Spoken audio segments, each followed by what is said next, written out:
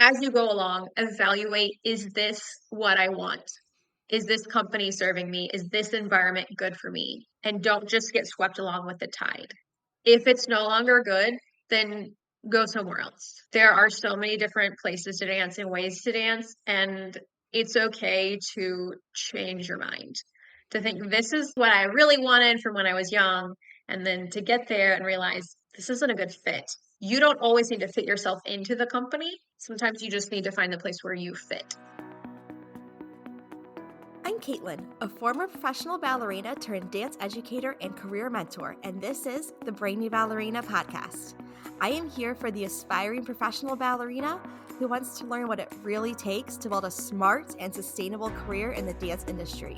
I'm peeling back the curtain of the professional dance world with open and honest conversations about the realities of becoming a professional dancer. Come along to gain the knowledge and inspiration you need to succeed in a dance career on your terms. Hello and welcome to the Brainy Ballerina podcast. I'm your host, Caitlin Sloan, and I am joined today by Autumn Klein. Autumn has danced professionally with Texas Ballet Theater, Oklahoma City Ballet, Ballet Frontier, and Ballet North Texas. She is also the co-founder of the contemporary dance company New Narratives Dance. Autumn, I'm so excited to chat with you today. I have so many questions, but I want to start from the very beginning and hear why you took your very first dance class. Thank you so much for having me. I am super excited to chat with you today. I had my first dance class when I was 2, which is difficult for me to remember, but according to my family story, I watched the entire multi-hour Swan Lake Ballet on TV and was transfixed as a 2-year-old. So my mom thought, maybe she's going to like this ballet thing. And of course, my older sister had been taking. She was so bored by dance. She dropped out, and my mom put me in, and the rest is history.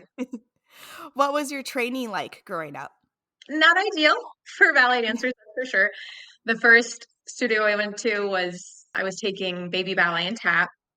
Then I moved to Nebraska and started at a competition studio. I stayed at different competition studios until I was 16. And that's when I graduated high school and was like, I'm going to be a ballet dancer. I get ballet twice a week. I was not as prepared as I expected to be. I somehow, only by the grace of God, got into the Houston Ballet year-round. Claudia Munoz saw something in me, and Clara Cravey at the time, even though I was really behind technically. I couldn't even see ballet line at that age, which was really late because that's not what I grew up in. So I just had to start over with everything. And it was a huge culture shock, ballet versus competition. Totally different world where I went from, I can do 5 pirouettes. I'm the best person in the room to, you actually have to look good when you do those pirouettes and your legs don't straighten. So that's not a pass. It was definitely not what I would recommend, but because of the time when I was going through, there wasn't a lot of contemporary training for ballet dancers. It actually helped me to get into Houston Ballet too. And that's what kind of set my whole career, was being able to get those names on my resume and get that training. So growing up, did you always think I want to go into ballet, or did you still kind of think, well, I'm exploring all these styles, I'm not sure? I was exploring until I was about 11 or 12. Houston Ballet came to Nebraska and they performed Ben Stevenson's Dracula. And I saw that and I was like, that's what I want to do. I want to dance this ballet for that man. And I was in one of the best dance schools in Lincoln, Nebraska at that time. There weren't any ballet schools in that city. There was one in Omaha, but because my dance teacher was telling me I'm getting great training, my parents didn't necessarily think it was necessary to drive me over an hour away every day and back to get ballet training. It wasn't like it is now. You can look on the internet and see, okay, this isn't how a ballet dancer trains. You don't take turns and leaps most of the time and then 2 ballet classes a week. They did their best. They did a great job, but yeah, that definitely wasn't setting me up for what I thought it was. And I think a lot of dance schools, they tell their parents that their kids are getting ready for things they're not getting ready for. I don't think I'm unique in that. Mm-hmm. Well, I mean, there's really no, what's the word I'm looking for? anyone can open a dance school, right? Like you don't have to have Exactly. specific background or training in so many different areas to be able to open a school. So you might have great technique, but not have a lot of childhood development experience, or you might have that area and not really know the technical background. So it is hard to find a school that has all of those things. For sure. The fact that there's really no standard for Hmm. having a ballet school and calling it whatever you want is wild to me. It is wild.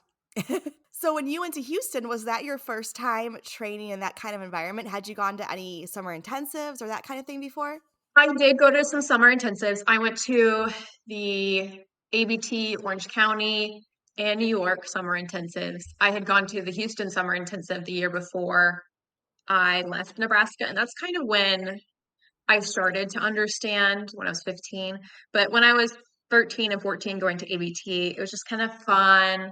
And I was still in that competition mindset of I can do all these tricks, so I must be keeping up, you know. I had to really be in it day after day to really understand the difference between the quality of what classical ballet expects and the quantity that is often the focus of a competition school.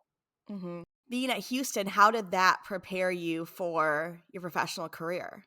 Houston was hard. That's when I first learned to look at my body in a negative way. So that was mentally a challenge, but I also was able to take class from 9 a.m. until 8 p.m. at night. I took class with HB2. I took class with my level 7 when I first got there, and adult class, and then I would take men's class at night. And so I was really able to sort of accelerate the catch up process in a way I wouldn't have been able to at a smaller school that didn't have classes going all day. And again, Claudio really did push me, even though from the outside, maybe it would be hard to see the potential. He really did invest in me. That made a huge difference. What was your transition from the student to professional dancer? So after my first 5 months or something that I was at Houston, they started moving me into training with the HB2s and with my school level. And then after that year's evaluations completed, they moved me up to HB2. So I was dancing with, I did my full 2 seasons with them. I got to perform with the company. That was amazing.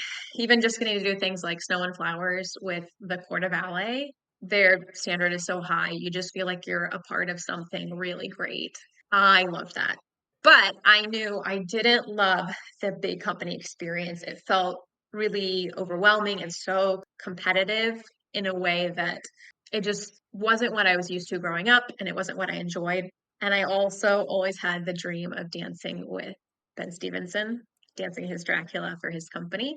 So I auditioned for TBT my last season as an HB2 dancer, and I got a contract. I got pulled forward at the end of their auditions. They hire most of their younger dancers from in person and Fort Worth auditions. I went to that, got my number called at the end, and then a few days later, I got an email with an offer. So Wow. it was, yeah, it just kind of fell into place. How did that first year go dancing in a professional company? Obviously, you had been doing that in some sense, but like in your first full contract. So I would say I remember thinking, wow, I have so much time off because Houston was brutal. I remember there was like 4 or 5 months when I didn't have a day off. And then when my first day off came, they had us go into the studios to do in-service training, which for me was shredding papers all day. It was just a grind. I don't know why they did that kind of thing, but oh my gosh. So going to TBT where we danced, unless there was a show, only 5 days a week. We didn't even work 6 days a week. We got paid. We got 5 minute breaks every hour. So I remember thinking, wow, this is fantastic. I love this. But I just didn't really flourish at TBT. It's a lovely company. The dancers are nice. It's kind of got that family environment. But I think I had so much I was still struggling with from Houston. I really got pretty burnt out there and I was falling out of love with dance. So even though I had some really nice highlights, nice moments, I got to dance Clara. I got to do the lead in a brand new contemporary ballet that we did. I got to dance Dracula, but a lot of that period is kind of a blur because I just wasn't in the best place mentally from what I had been doing before. So from there, what was your next step? So my next step was to quit dance.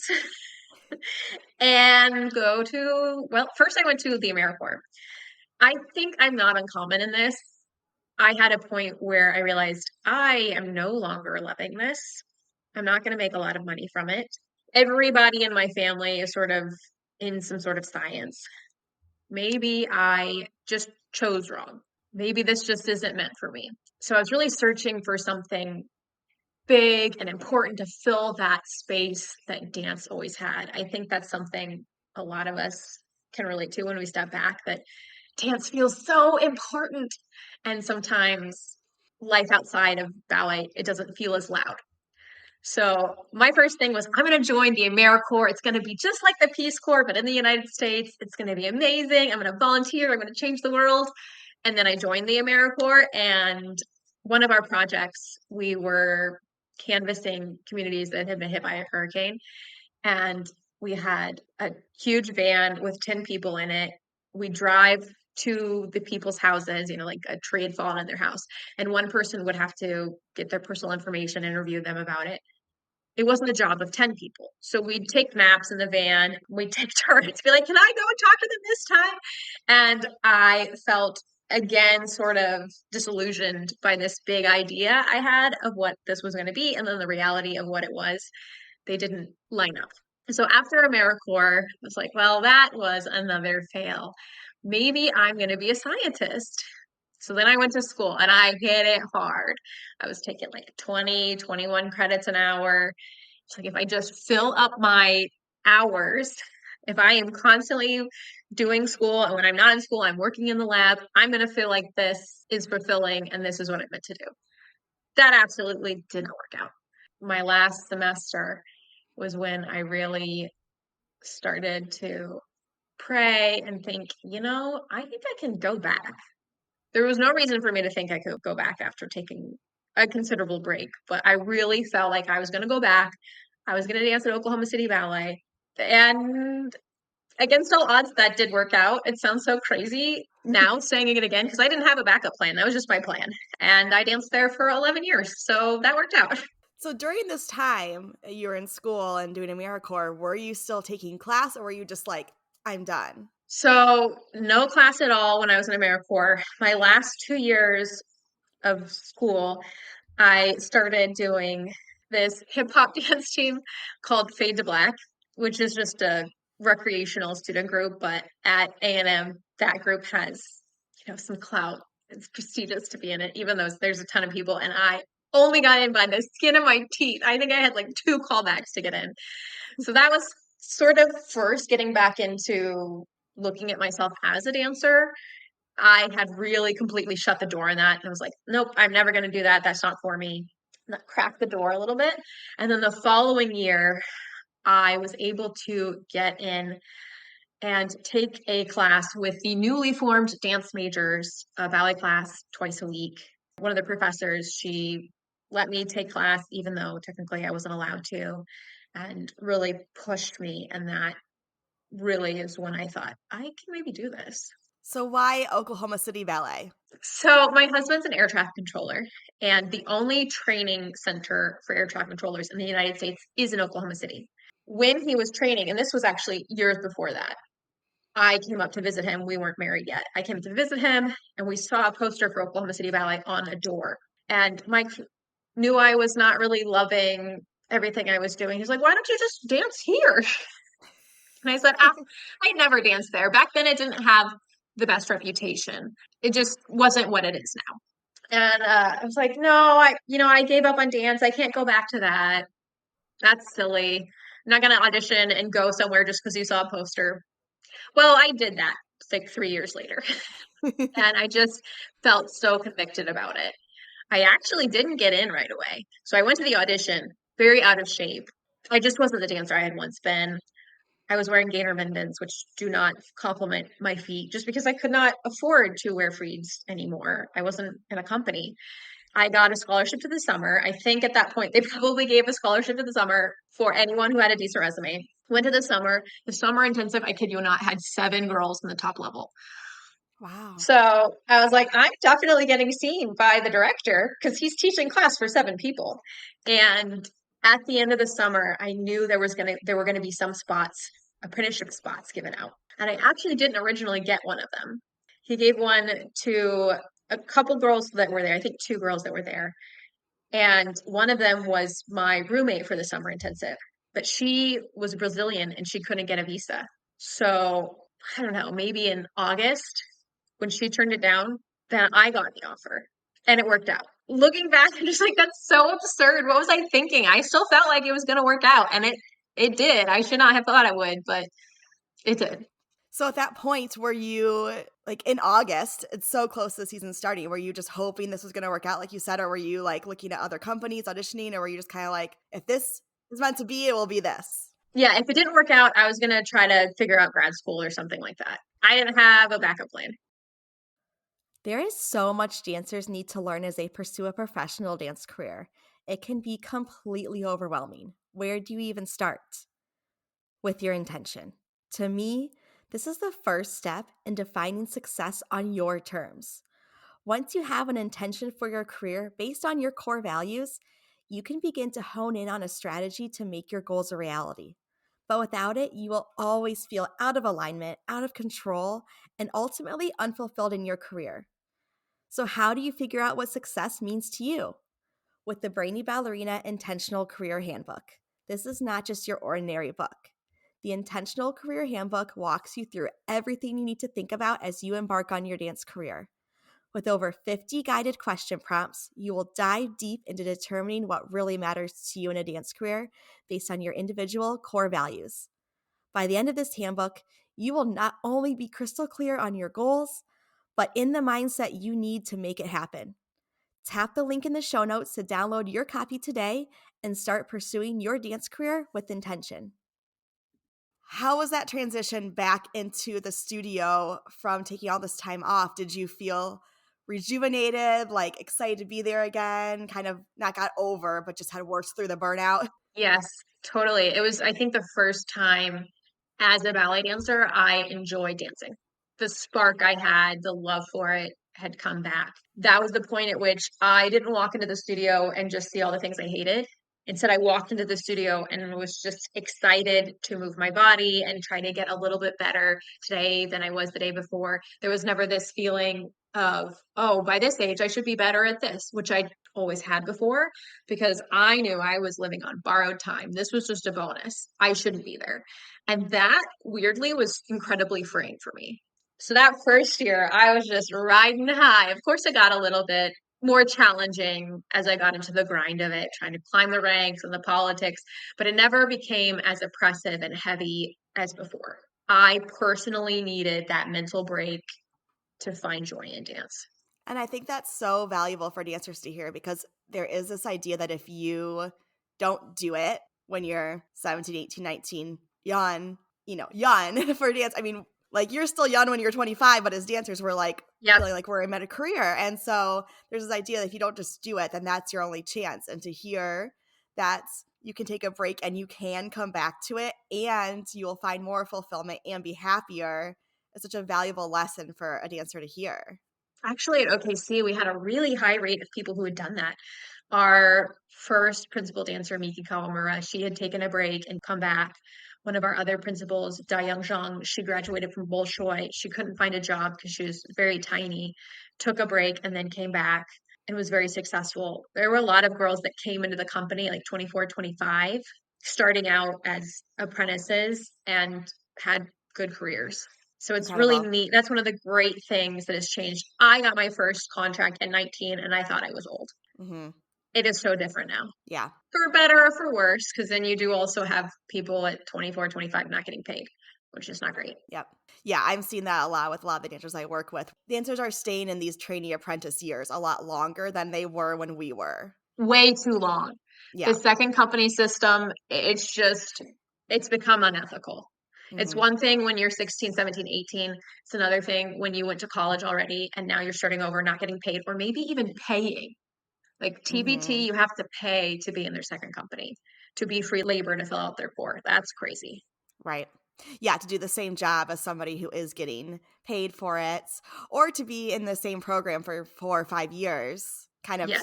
strung along and never being given that next step, but also not being let go and just kind of getting in this limbo. Yeah, It's really hard to see. it's just a meat grinder. And it's easy to see when you're in the company who's going to make it through and who's not. But those young students have no clue. They don't know, they're just being taken advantage of. And that is Hmm. really hard. Yeah, I agree. While you're at Oklahoma, can you talk about kind of your climb through the ranks, like going from apprentice all the way to principal? Yes. So when I first got to Oklahoma City Ballet, I mean, it was just meant to be. My first rep was a triple bill, and I got picked to do Lilac Garden and a Margot Sappington piece. And in the Margot Sappington piece, I actually got to do a pas de deux. It was just like a 4-minute pas de deux, which was a huge opportunity for a brand new apprentice. And I broke my foot in 2 places during dress rehearsal. And then I performed all the shows with my wrapped up broken foot. So I was out for Nutcracker. I came back for the second half of the year. So I got to kind of shine and then show a lot of commitment. And I think that definitely helped me. At the end of that season, me and one other apprentice got picked up to be corps de ballet. So that was a big jump. Now you're a set company member in this company that has like 9 or 10 corps de ballet dancers at that point. So you're going to dance a lot. The next 3 years, I just grinded it out. If I was only doing core work in a ballet, I was in the other studio perfecting every moment of that corps de ballet that I could.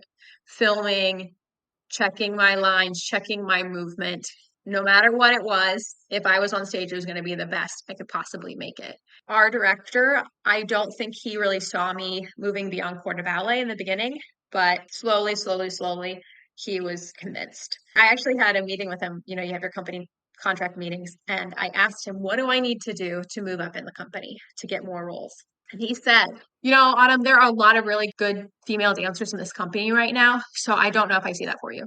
And I pushed a little bit more because I was like, just you wait. What are some specific things I can do to get better? And every day I was working on those specific things he gave me. And the next year he'd be like, yeah, you improved a lot. And I'd ask for more. And by my 4th year in the company, I was promoted to a soloist. I got to do the big breakthrough, which was already on that trajectory, but we did Paul Vasterling's Peter Pan. The Wendy variation is so ridiculous. She has to do hops on point and Alice Kong, step over into a pirouette without plieing. And I was the only person in the company that could do it.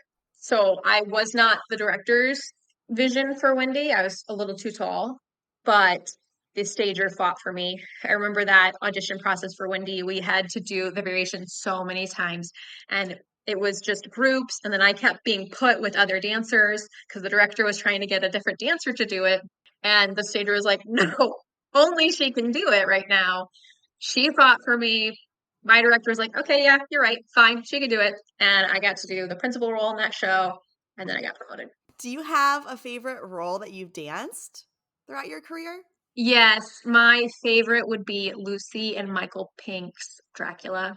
I love that ballet. If I could do it only for the rest of my career, I would. What is it about Dracula for you? I like the dark. I love to be the sort of evil and scary characters. I've got sort of a cute look about me, so I love being able to play on a completely different side of that maybe will be surprising to people, but I work very hard to make work, and I've been told I make it work. So hopefully that's true. Anything you get to play that is so oppositional to your own personality is a little bit more satisfying because you have to study movement and expression, I think, on a deeper level. And I love that. Yeah, Lucy is my favorite character because she gets to have this full arc of being this sweet young ingenue. She gets bitten and then she becomes the monster herself, which, Sleeping Beauty, she doesn't have an arc like that. It's fun to get to do all of it. What's the most challenging role you've danced? Oof, maybe Sugar. It never gets easier. Every single season, it just kicks my butt. Yeah, I haven't had to do Odette yet. We have that coming not this season, but next season. So I'm sure once I do that, I will change my story. But So how did you know when it was time to leave Oklahoma City Ballet? It was time to leave Oklahoma City Ballet because my husband got transferred back to Dallas-Fort Worth. And so now you're with Ballet North Texas? Yes. And how long have you been dancing there? This was my first season there. I spent one season with Ballet Frontier, and Ballet Frontier, the company, they're lovely. They're lovely dancers. It just was, it's really strange schedule. And I could feel myself starting to get super burnt out. Like they work in the morning and then a couple days in the week they come back at night. So it's just, you can't work other jobs. You're exhausted all the time because at that company we do like 9 to 11 full run throughs of the ballets every week. And at this point in my career, that just wasn't sustainable. Mm-hmm. Had a nice season with them, moved on. It's rare for dancers to be able to find a job with their spouse. Like, I feel like it's the other way around a lot of times, that like the spouse might find a job where the dancer's job is, because that is kind of the harder position to get. So do you have any advice for like, how do you think you managed to make this all work? I think the reason it worked was I was established enough. I was Mm-hmm. far along enough in my career. So to go from a mid-sized company like Oklahoma City Ballet, where I was a principal, to be a principal at a smaller company, it wasn't that challenging. I did have a lot of trouble. So when Mike and I first got married, he actually wasn't living in Oklahoma. He was living down here, working. He's an air traffic controller. He was working at the center down here. And it took him 5 years to get transferred up to Oklahoma. Wow. So we had a long distance marriage for a little while, and that was hard. Yeah. I will say, though, I was so excited to see him. It kept us in that honeymoon phase for a very long time. So there Mm-hmm. were some nice things about it, too. And for us, luckily, it wasn't that far apart. And he came up to see me every weekend and could still come to my shows, and I could come down on all my off-season time and spend it in Dallas. And because there is a good dance community here, I could keep in shape Mm-hmm. and still do some guest things. Let's pause this episode so I can tell you about one of my favorite resources for dancers, Ballet Help Desk. If you've been loving the Brainy Ballerina podcast, you'll want to add the Ballet Help Desk pod to your list. This is the premier podcast for dance parents, and hosts Brett and Jenny share weekly expert insights on supporting your students' ballet education. They cover key topics like summer intensives, ballet competitions, full-time and post-grad training, health and wellness, boys in ballet, and more to help your dancer make the most informed decisions about their unique training path. Another one of my favorite resources from Ballet Help Desk is their reviews. Head to their website for over 1,400 reviews on summer intensives and year-round training programs. And while you're at it, submit your review to help other dancers and their families make important decisions about their future. The more transparency in the dance world, the better. Head to the show notes to visit the Ballet Help Desk website today. I want to talk about your social media arc, because you've built this gigantic community, over 3 million followers on TikTok. How did you get started with social media? So, like so many things in my life, it just came out of prayer. I actually had my one very, very serious injury. I ruptured the cartilage in my big toe joint on my left foot. I was having exploratory surgery because it had been years of it just getting more and more uncomfortable. It was to the point where basically I couldn't walk without a lot of pain. So, as a Hail Mary, I was getting exploratory surgery done. The doctor expected to go in, drain inflammation, shave down some bone spurs, and I would be dancing again in a couple of weeks. I woke up and the surgeon said, well, this was worst case scenario. You have the 50% chance of dancing again, because they did a complete cartilage reconstruction and I couldn't walk for 4 months. So that was really intense. And I was worried about just getting depressed because I was going to lose momentum. I had just gotten promoted to soloist, and now maybe everything's going the wrong direction. So I went home and I was just messing with different apps, trying to figure out ways to add music to my videos to post on Instagram, because at least I can edit my videos to keep my mind going, so I can like analyze and just edit them and post, and maybe I can get something going. And I started using the TikTok app to add music to my videos to post them to Instagram. And then I was also posting them on that app, and those videos started to get some traction and take off. And I realized this space is super wide open. I could probably make something from this pretty quickly. I think within a year, I had 600,000 followers. Within the second year, I had 2 point something million, and it just took off.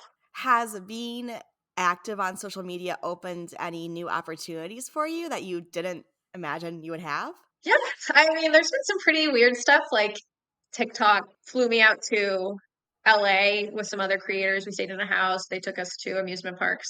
That was pretty fun. I've gotten tickets to VidCon a couple of times, once from Instagram and TikTok as well. Got to meet a bunch of creatives in a completely different space than dance, collaborate with them, which is always interesting. The more you work with other artists and creatives, it changes the way you create and think about what you make. I have an entire art business from social media that I would never have believed you if you told me about this 5 years ago, which has been awesome. I don't think I would be able to support new narratives if I didn't have social media as a second source of income to help support the company. So that's been awesome as well. I'd say the biggest thing is it gives me another outlet and it supports my art financially because obviously you get paid for views. If you're selling things, you can make some extra money that way too. Can you share more about the point painting videos? Those have been so popular, and I'm curious, like, how did you think of this idea? So I never thought it was going to be a big thing. I thought I'd make a couple of videos and that would be that. But when I was in lockdown, I saw a video of a girl. She was dancing and there was a drone. And what was interesting about it was the drone was above her and it was a sunny day and you could see the shadows. And I remember thinking that is so cool, the like echo of dance. It's not actually the dance. And I was trying to figure out for a while a way to edit and sort of keep the shadow, but that's incredibly complicated and did not work. And I'd also been sitting and talking with my husband about something I could do with point shoes because I have so many point shoes that would be interesting, but not painting them because there's a lot of more talented visual artists sitting and painting elaborate scenes on their point shoes. And while I was talking with him, it just sort of came together in my mind. I was like, what if I just try painting with the shoes to leave the tracks instead of doing an elaborate edit? And then it was like, is this even feasible? How could I do this? So we went to Michael's and just walked around and saw what materials we could use and how we'd have to tape it down. And okay, we'll get the cheapest paints they have and try it on this poster board, which was the first one. And it was fun. It was slippery. I didn't die. So I was like, okay, that's cool.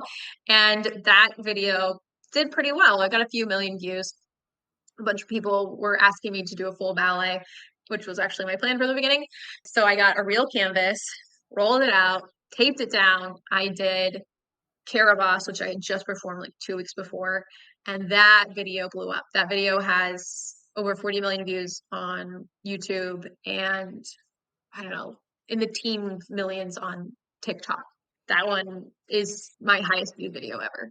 People loved it. And I got immediate requests to buy prints and to buy the canvas itself. So cool. I love it. And I love that it just kind of evolved out of like seeing an idea and just being like, how can I make this into my own? And I feel like that's a lot of what I see on your social media is like, how can I take maybe something I see another creator kind of doing or something that I've had in my mind, but like make it really my own thing. And that's what's so exciting about watching your videos. Thank you. That's what makes it interesting to me is how can I do this in a creative way? How can I challenge myself to see what I have inside of me?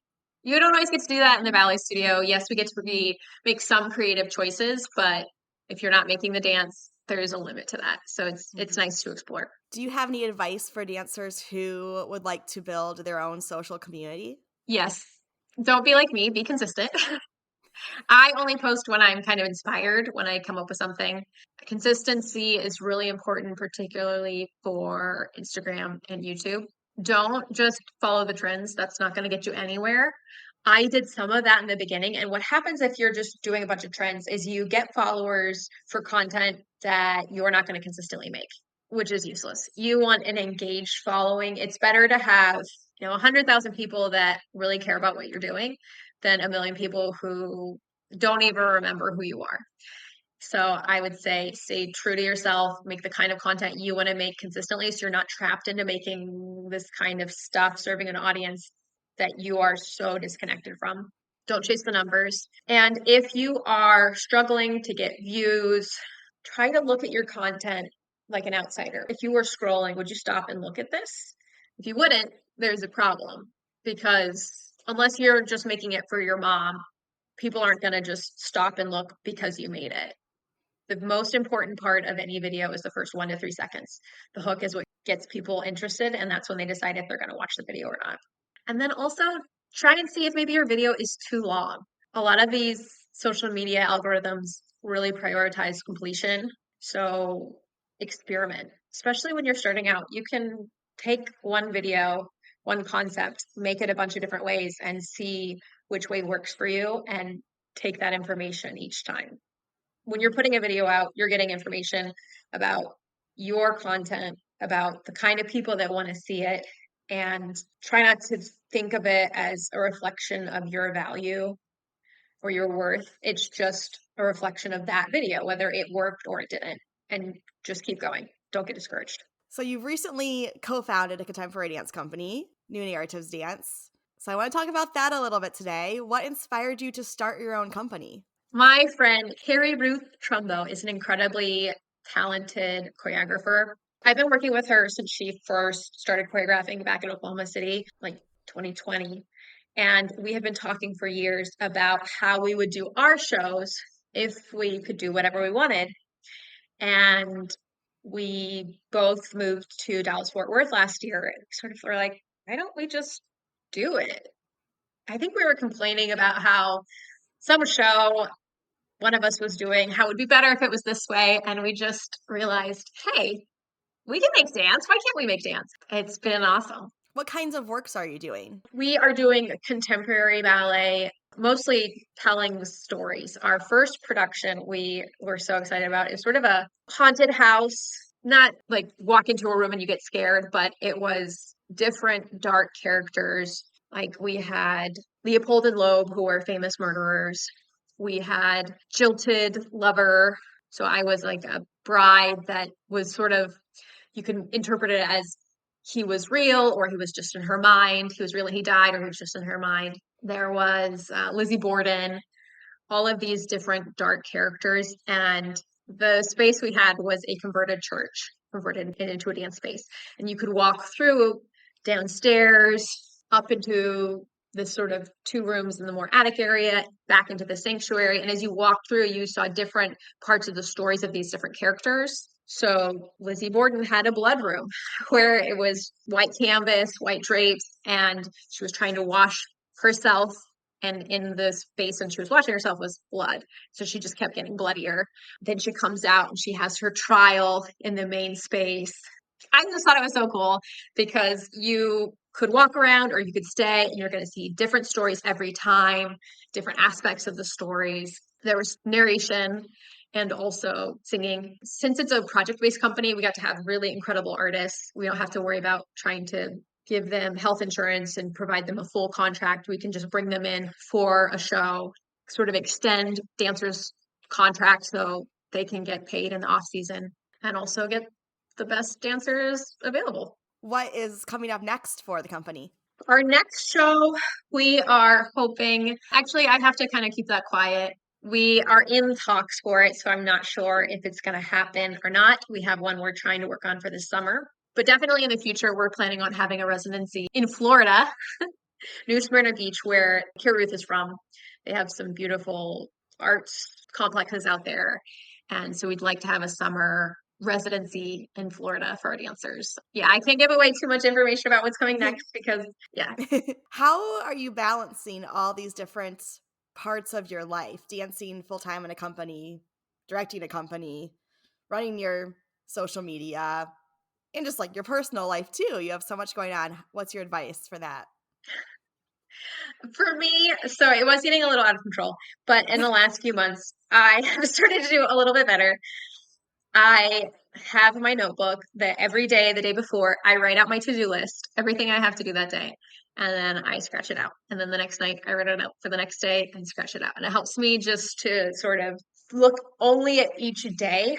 Because if I look too far ahead, it's overwhelming. But breaking it down into manageable units, I can do that. I can get through one day of 17 things I have to do. That's not that bad. I think with anything like that, it's just trial and error, finding what works for you. What's next for you? Anything that you're excited about coming up in your career? I have some things that I am hoping are going to work out, but it's a little early to talk about them. I think next season is going to be a really fun season at Ballet North Texas.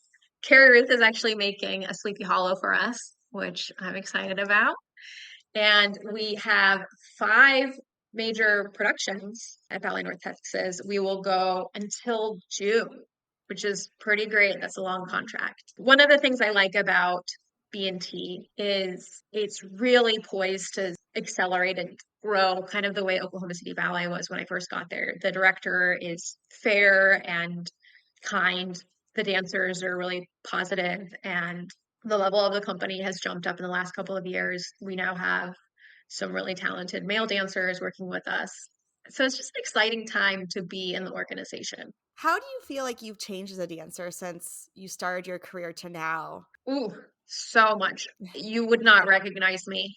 I think one of the big things was as a student, I was very literal when I was younger. I was just so academic.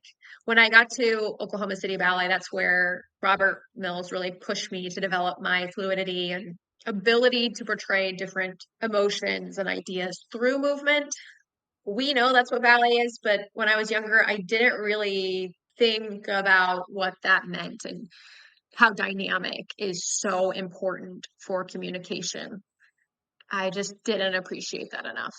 Okay, last question. What advice would you give to a dancer who is preparing for their professional dance career? That's a hard one. I would say try to, as you go along, evaluate, is this what I want?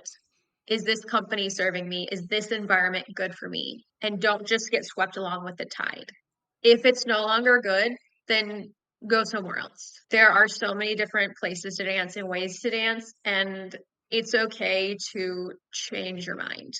To think this is what I really wanted from when I was young, and then to get there and realize this isn't a good fit.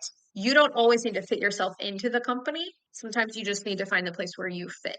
I was infinitely more happy at Oklahoma City Ballet than I was at Houston or Texas Ballet Theater. And sometimes I think about how I almost didn't have that and what a different story I would have with dance if I hadn't taken a chance to go to a place I didn't know that much about. Yeah, this has been so great, Autumn. Thank you so much for all of your wisdom today. If anyone listening wants to learn more about you or about new narratives, where can we find you? The best place is Instagram. You can find New Narratives Dance is our Instagram handle. You can find me, Autumn S. Klein, on Instagram, on TikTok, and Autumn Klein on maybe Autumn S. Klein on YouTube. If you just search me, you'll find me. Thankfully, Perfect. That one's really easy. Amazing. Thank you so much for all of this, Autumn. I really appreciate you. Thank you so much. Thank you for tuning in to the Brainy Ballerina podcast. If you found this episode insightful, entertaining, or maybe a bit of both, I would so appreciate you taking a moment to leave a rating and hit subscribe. By subscribing, you'll never miss an episode, and you'll join our community of dancers passionate about building a smart and sustainable career in the dance industry. Plus, your ratings help others discover the show too. I'll be back with a new episode next week. In the meantime, be sure to follow along on Instagram at The Brainy Ballerina for your daily dose of dance career guidance.